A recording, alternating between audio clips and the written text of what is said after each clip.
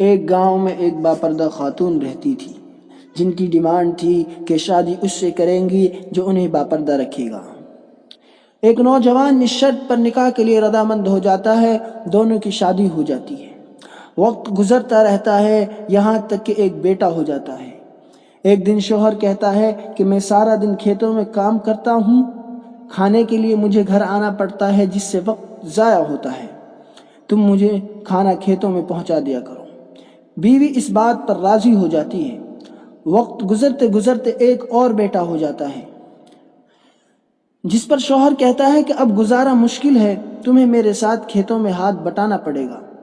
یوں وہ باپردگی سے نیم پردے تک پہنچ جاتی ہے اور تیسرے بیٹے کی پیدائش پر اس کا شوہر مکمل بے پردگی تک لے آتا ہے۔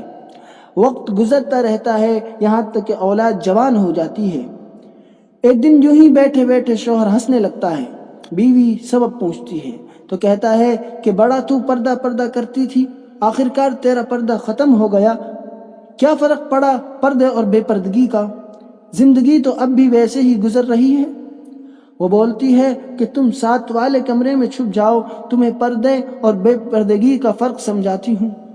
شوہر کمرے میں چھپ جاتا ہے، عورت اپنے بال بکھیرے رونا پیٹنا شروع کر دیتی ہے۔ پہلے بڑا بیٹا آتا ہے، رونے کا سبب پوچھتا ہے، کہتی ہے تیرے باپ نے مارا ہے۔ بڑا بیٹا ماں کو سمجھاتا ہے کہ اگر مارا ہے تو کوئی بات نہیں، وہ آپ سے محبت بھی تو کرتے ہیں، آپ کا خیال رکھتے ہیں۔ وہ سمجھا بجھا کر چلا جاتا ہے۔ عورت پھر سے رونے کی ایکٹنگ کرتی ہے اور بیچ والے بیٹے کو بلا کر بتاتی ہے کہ تیرے باپ نے مجھے مارا ہے۔ بیچ والے بیٹے کو غصہ آتا ہے، وہ باپ کو برا بھلا کہتے ہوئے ماں کو سمجھا بجھا کر چپ کروا کر چلا جاتا ہے۔ آخرکار عورت یہی ڈرامہ چھوٹے بیٹے کے سامنے کرتی ہے۔ چھوٹا بیٹا تو غصے سے آگ بگولا ہو جاتا ہے اور زور زور سے گالیاں بکتے ہوئے ڈنڈا اٹھاتا ہے اور کہتا ہے کہ ابھی باپ کی خبر لیتا ہوں۔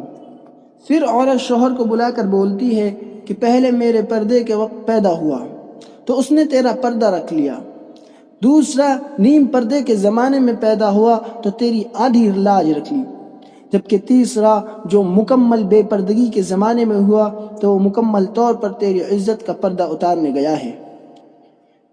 اس واقعے سے حاصل کلام یہ ہے، پردہ عورت کا فطری تقاضا ہے جو خالق و مرد و زن کی طرف سے قاعدہ بھی ہے، جس کی بے شمار حکمت خالق ہی جانتا ہے۔ اور یہ دنیاوی قاعدہ بھی ہے کہ اگر آپ کسی مشین کو چلانے کے لیے کمپنی کی ہدایت چھوڑ کر عقل سے چلانے کی کوشش کریں گے تو مشین کی بربادی یقینی ہے۔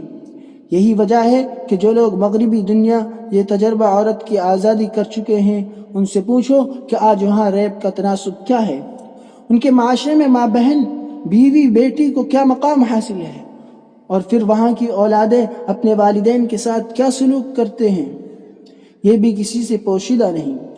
اور مشرقی معاشرے میں آج بھی ماں بہن بیوی بیٹی کو کیا مقام حاصل ہے اور ہمارے معاشرے میں عورت کس قدر محفوظ ہے یہ بتانے کی ضرورت نہیں۔